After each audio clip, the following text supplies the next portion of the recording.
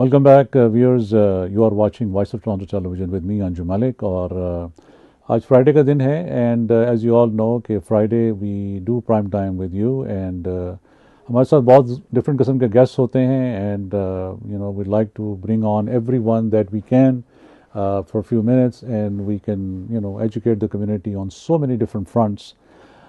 आज ख़ास तौर पे जब मैंने प्रोग्राम शुरू किया था तो ख़ास तौर पे मैंने जिक्र किया था कि पाकिस्तान में जो एक ज़बरदस्त किस्म का बॉम्ब ब्लास्ट हुआ है जिसमें कि so many people have lost their lives, उस पर भी हम आगे चल के बात करेंगे। लेकिन उसके साथ साथ कल जो था वो 5 फरवरी था और आज 6 फरवरी है। और जैसे आपको पता है कि पाकिस्तान में वॉज अभी स्टैचुटरी हॉलीडे होता है और कश्मीर डे जो है वो सेलिब्रेट किया जाता है। इस हवाले से I had requested our high commissioner from Pakistan to Ottawa, Mohammed Saleem Saab, who has been very kind in the past. Also, he has been a part of my shows, and I thought that he will be the great person to talk to in regards to so many different things that particular day, the importance of the day is, and what that relates to as for Pakistan to our Kashmiri brothers at the same time. So I believe he's with us, and let me see if he's with us and we can talk to him. Sir, Assalamu alaikum. A very good evening to you, sir. Walaikum salam. Am I audible? Yes, sir, you are very audible. Thank you so much. I will tell my team to a little bit increase your volume on the back end, but it's fine, sir. Thank you so much. Am I audible to you, sir? जी आप आवाज clear. Thank you, sir. Thank you very much.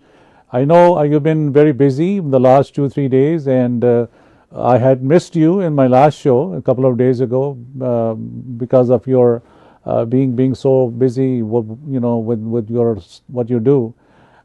But it's good that we are connecting tonight. And first of all, मैं sir आपसे ख़ास तौर पे आज पाकिस्तान के अंदर जो especially the bomb blast that has happened in Pakistan.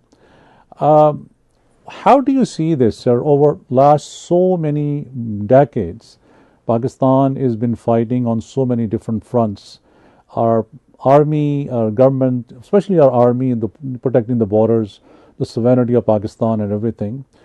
And they are conducting so many different operations at the same time.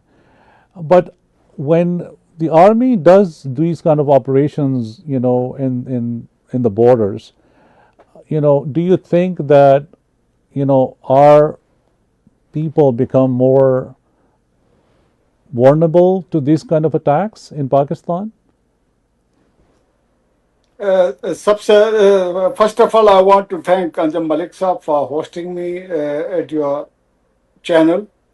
Second, what happened today at Friday mosque congregation in a mosque in the center of Rawalpindi and Islamabad. Tarlai is the area in Islamabad where this happened, and we unfortunately lost around 35 human lives, and many are injured. The government of Pakistan has issued very loud and clear statements that those perpetrators behind this will be brought to justice.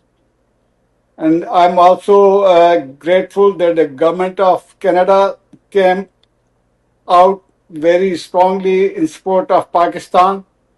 We had a condolence and solidarity message from the Right Honorable Prime Minister of Canada, the Foreign Minister of Canada. Then we had the chair of Canada-Pakistan Parliamentary Friendship Group, MP Salma Zahid, our Pakistan origin member of the cabinet of the government of Canada. Everybody, Minister for International Trade, International Development, the Foreign Ministry of Canada, and also Canadian High Commission. So we appreciate the solidarity shown by the government and people of Canada with Pakistan in this hour of grief. No, I appreciate your insight on this, Ambassador Saab, but honestly, no words can, comprehend the irreparable loss that the families of the martyred has encountered. because of this, and it's not the first time. This has been on for last so many decades. It's been going on. What do you think, sir? What do you think that Pakistan need to do at this stage to curb this terrorism that we've been fighting for so many decades? The war on terror, it primarily this was a followed effect after the what happened in U.S. After 9/11, and then there was one country identified that uh, it was coming from our neighborhood in Afghanistan, and after that, Pakistan being a bordering neighbor with 2,600 kilometers shared border, we have a spillover effect.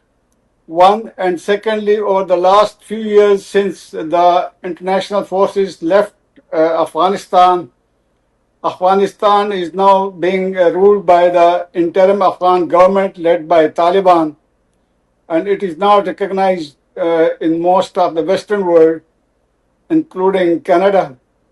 And Pakistan has been very vocal and very clear again in telling the international community that Afghan soil is being used by foreign elements, including terrorism. We call it Fitna Hindustan, and also we call them Kharjis, all the foreigners who are coming in from mainly Afghanistan, and but they are being supported by external powers and Pakistan government. If you see the press releases, if you see the statements coming from Inter-Services Public Relations of Pakistan, the Foreign Ministry of Pakistan, we have, if you also read the condolence statement, one sentence from Government of India, it condoles the terrorist act. The remaining two sentences, they are blaming Pakistan. So there is a dynamics from the neighborhood, but we are fully alert to the challenges facing Pakistan as regards domestic peace, security, stability, harmony, societal cohesion, stability and security of the nationals. So Pakistan's law enforcement agencies, our armed forces, the government at federal level, at provincial level, local levels, we are abreast to the situation and we are fully capable to handle the situation and bring normalcy back to every nook and corner of the country. Mr. Saab, don't you think that we have failed as a nation over the last so many years to protect our own citizens in Pakistan who have been getting martyred over and over again, especially when there is a foreign delegate or president visiting Pakistan? The local law enforcement agencies should be more vigilant by implementing more thorough, security searches and have people in place, especially into these mosques and these imam bargas, especially when Pakistan knows that they are fighting on so many fronts. Do you think that we are lacking that local administrative failures that in Pakistan we have? In fact, if you know Pakistan well, Pakistan is the fifth largest country in terms of human resource today in the whole world. Pakistan is even geographically among a few of the large countries. So given the size of the country, given the demographic distribution of the country, given the law enforcement resources we have, there may be, I would say, it is a failure on the part of state machinery that as a suicide bomber decides to go and explode himself in a mosque. So it may be an omission slip that is confessable. One, but we have in 254 million population country a landmass across 4 provinces in Azad Jammu and Kashmir, in Gilgit-Baltistan, across the country, There may be sympathizers of such terrorists. There may be local facilitators. So we have the intelligence network at full play as of now. We have the law enforcement. We have the armed forces. We have the paramilitary forces. We have the police force. And we will be able to come out of it sooner than later. And we will, I can assure you on behalf of government of Pakistan that these investigations will be transparent and will be made public and will be shared with the international community. And we have also been sharing dossiers of foreign involvement with proven, I would say, evidence to the United Nations Security Council, to the United Nations General Assembly, to the United Nations Secretary General, to our friends and partners across the world, in the Middle East, in North America, in Western Europe, in East Asia, and everywhere. So we have a history, we have a track record of who all are responsible, or who are those countries which are eager to keep Pakistan in, or rather to destabilize Pakistan or to show Pakistan in bad light. The country is capable to face the challenge up front, from the front, and we will bring back peace, security, and stability to every corner of the country. I certainly hope that, sir. Inshallah, inshallah. You've been very busy yesterday with the 5th of February the events that you were hosting. I want you to put a little bit of insight of that and for a lot of people who are watching you tonight, sir, especially with the Pakistan celebrate the Solidarity Day with Kashmiri brothers of the Azad Jammu and Kashmir, the occupied space that it's been the last 70 plus years, and all with the United Nations in place and the resolutions in place and everything in there, they've been suppressed as citizens of India. Now, what do you think, sir, over the last so many years, with so many government changes and so much going on with United Nations resolutions? Are we getting into a space where really now they're thinking, what, this is about time that this matter need to be resolved, once and for all? What do you think, sir? The Kashmir dispute is as young as the creation of Pakistan and India out of the British colonial South Asian subcontinent. That's true. In fact, within the first very year of independence in 1947, the two countries went to war over the disputed Jammu and Kashmir state of that time. And fortunately, Canada was then one of the 10 non-permanent members of the UN Security Council. And the resolutions on Jammu and Kashmir dispute in the United Nations Security Council in December 1948 and January 1949, it gives a roadmap for the resolution of the dispute peacefully through free and fair plebiscite to be exercised by the people of the disputed region under the auspices of the United Nations. So those United Nations Security Council resolutions have to be implemented. And Pakistan has all along been very forceful and vocal again on projecting the unresolved dispute which is pending on the UN Security Agenda, UN Security Council agenda since 1949-1950 for its ultimate implementation and resolution. So till the time that happens and the people of Indian illegally occupied Jammu and Kashmir exercise their right to self-determination expressed through a free and fair plebiscite, this dispute is a cause of bad relations between the two countries, Pakistan and India, which are neighbors and which have to live as neighbors forever. So we have to adopt the path of diplomacy and the UN Security Council resolutions implementation will bring an end to the dispute. This is one of the major irritants between the two countries, and its resolution will bring peace and security to South Asia. Pakistan has always been very vocal in saying that we prefer diplomacy, dialogue, and peaceful resolution of disputes through the mechanism given in the UN Security Council resolutions on Kashmir dispute. So coming to yesterday, 5 Feb, we solemnized this day to show solidarity of Pakistan, of the people of Pakistan, the government of Pakistan, and this day public holiday in Pakistan and all Pakistan missions abroad around the world.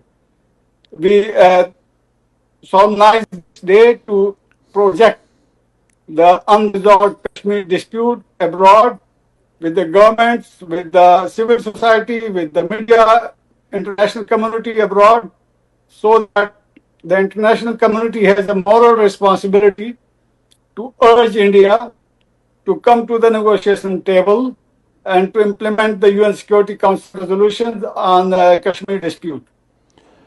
Mr. Saab, thank you for that insight. I think your video is a little paused or something. I can hear your voice, but I think the video is paused. But as long as you can hear me well, that's fine. We can continue.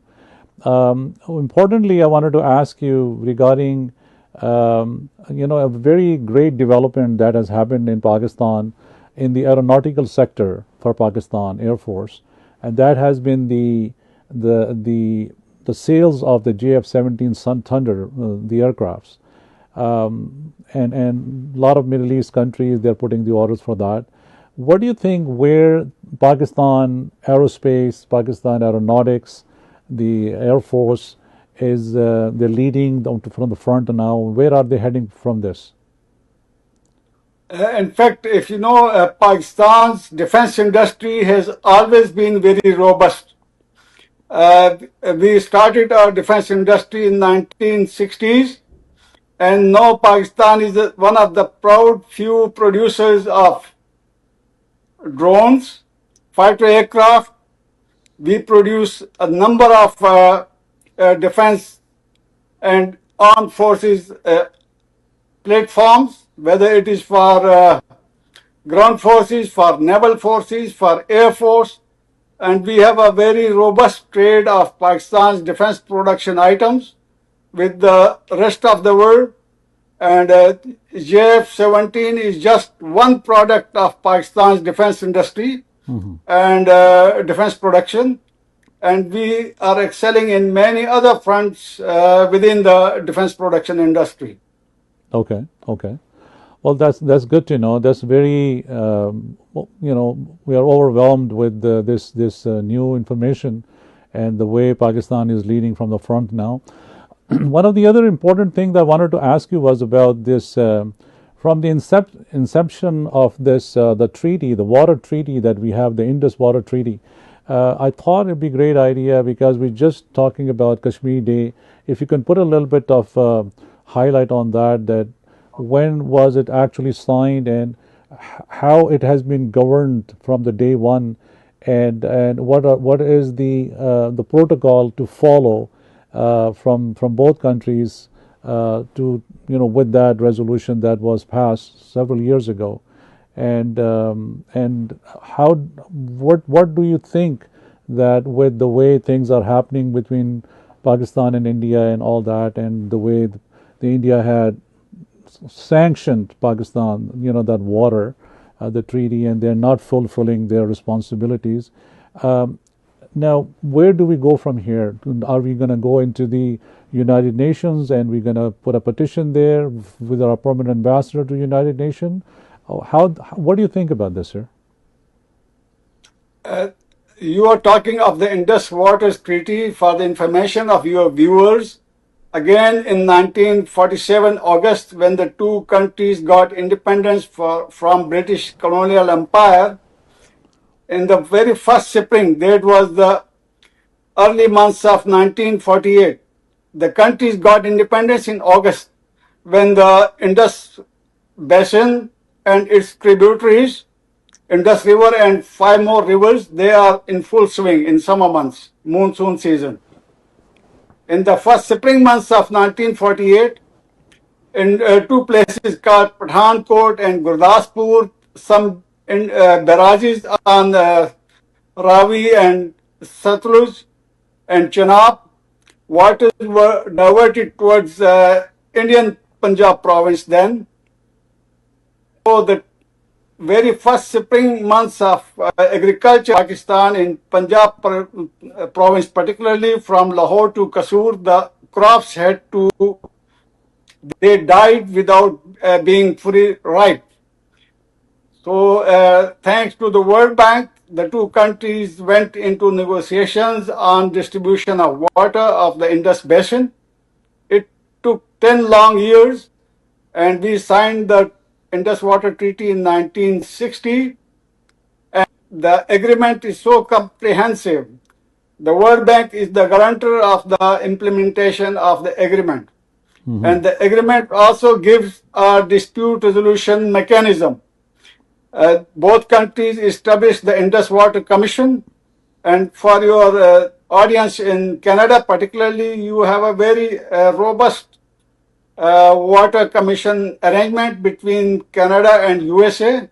So on similar lines, Pakistan and India established the Indus commissions, Indus Water Commissions, and there have been regular exchange of information, data, when there is flooding in the rivers, when there is more flow of water, when there is a drought, like whatever the agreement provides both countries with obligations, commitments, and promises to fulfill. And in case of dispute, it also gives a dispute resolution mechanism, including bilateral consultations between the two Indus Water Commissioners. Then there is a mechanism for arbitration, a neutral expert. All this has to be supervised by the World Bank. The bad part, what India has done since April 2025, April last year, India says that I'm unilaterally holding implementation of Indus Water Treaty in abeyance. So this is basically a violation of international law. When a country falls into a contractual obligation, when it signs an agreement with another country, then according to international law, you have to abide by its contents of the agreement. It cannot happen. This is not like children playing in the playground. Today you play, tomorrow you don't. Right. You have signed an agreement, so this is violation of international law. And if you have followed the proceedings of the United Nations in New York, Pakistan made a very strong case about the implementation of international treaties by signatory countries. Just on last Saturday and Sunday, just 4 days back. So here India has no standing at all. It is an illegal unilateral act which they cannot stand in any court of international law.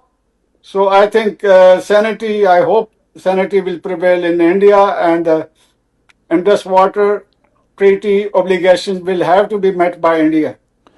Ambassador, importantly, I wanted to ask you your meetings with the Prime Minister Mark Carney in Canada and the foreign ministers also in Canada.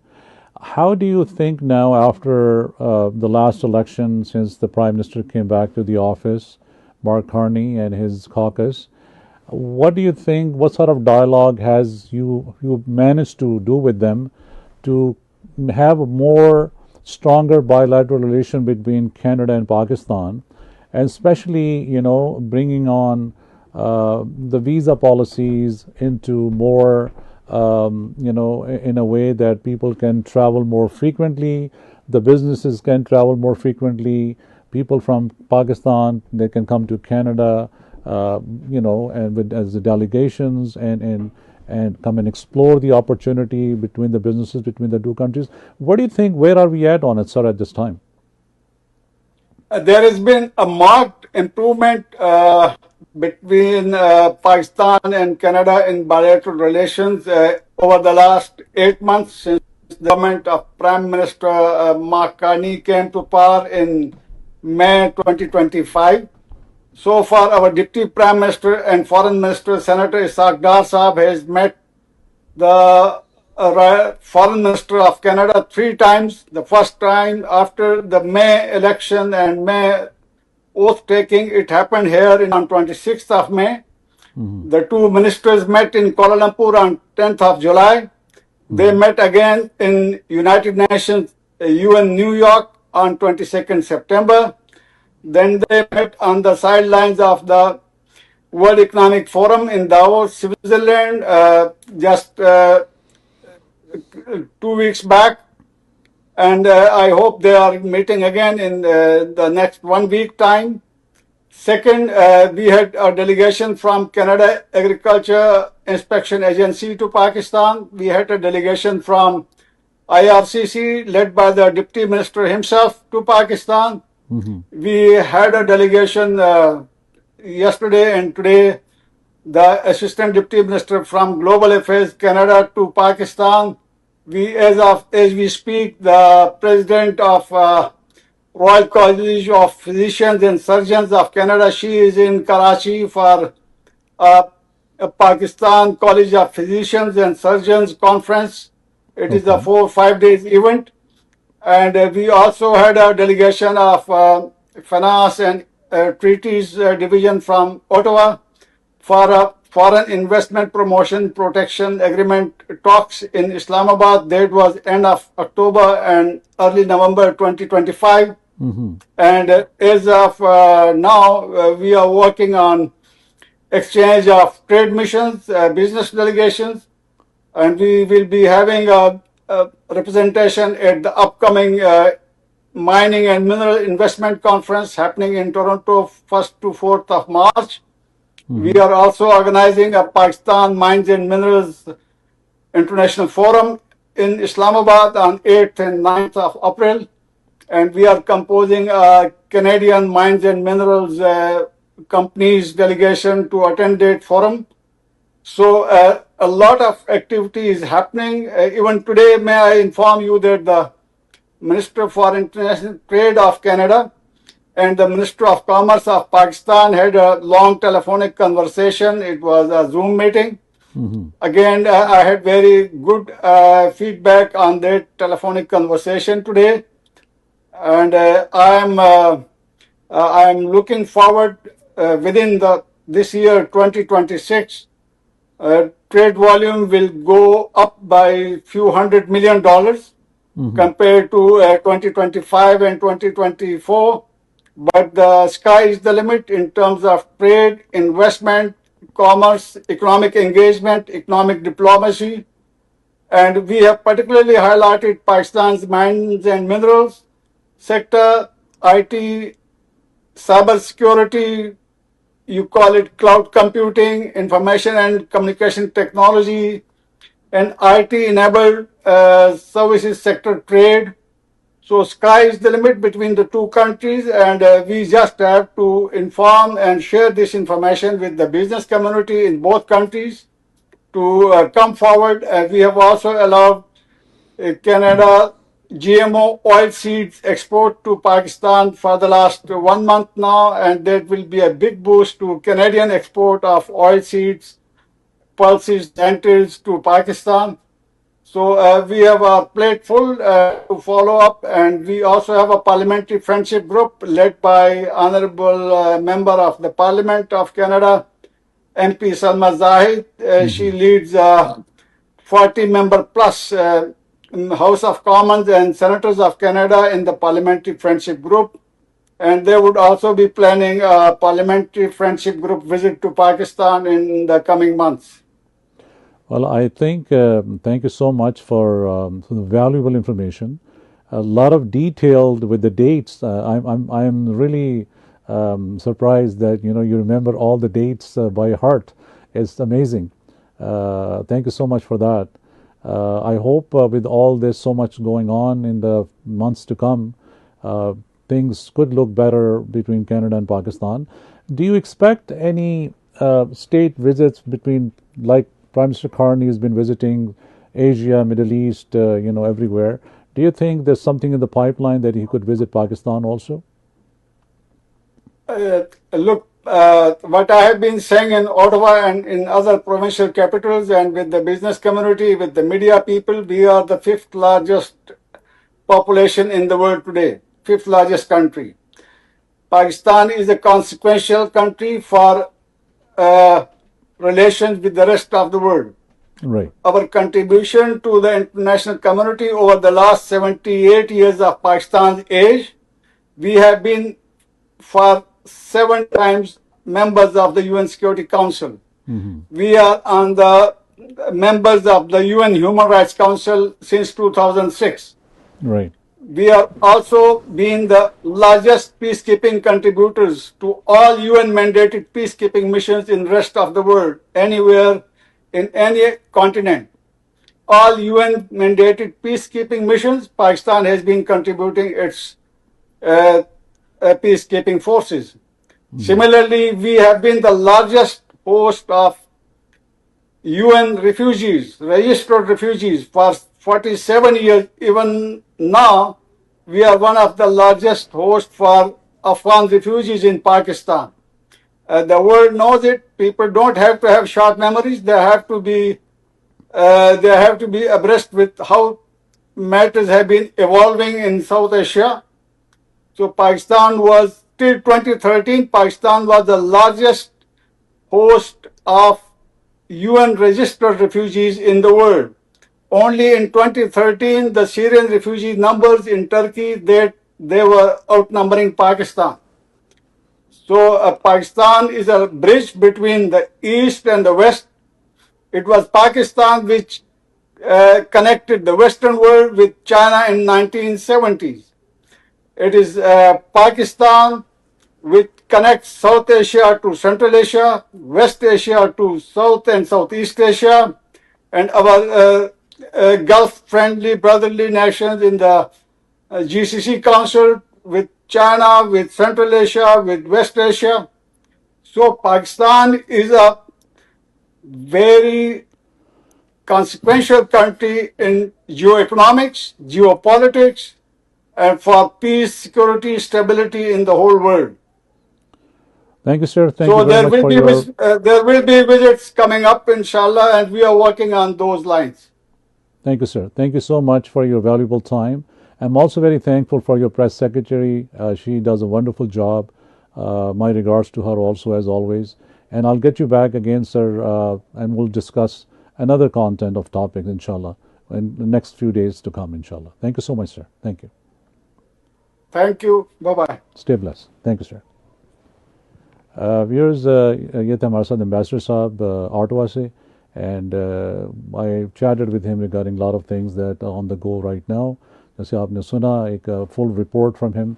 I'll try to get him back again and we'll talk again. अपना ख्याल रखें. Feedback के लिए voiceoftorontotv@gmail.com. अगर आप advertise करना चाहें voice of Toronto television पे, तो votmedia.ca हमारा वेबसाइट है, उस पर आप चले जाइए. And we have small business packages for small businesses, very affordable packages available. votmedia.ca. And programme के बाद मेरा राब्ते का नंबर है 905-965-4786. अपना ख्याल रखें. And till next week, inshallah, I'll come back to you with a lot of more information and some new guests. Very good evening and very good night. And thank you for watching Voice of Toronto Television. Bye-bye. Assalamu alaikum.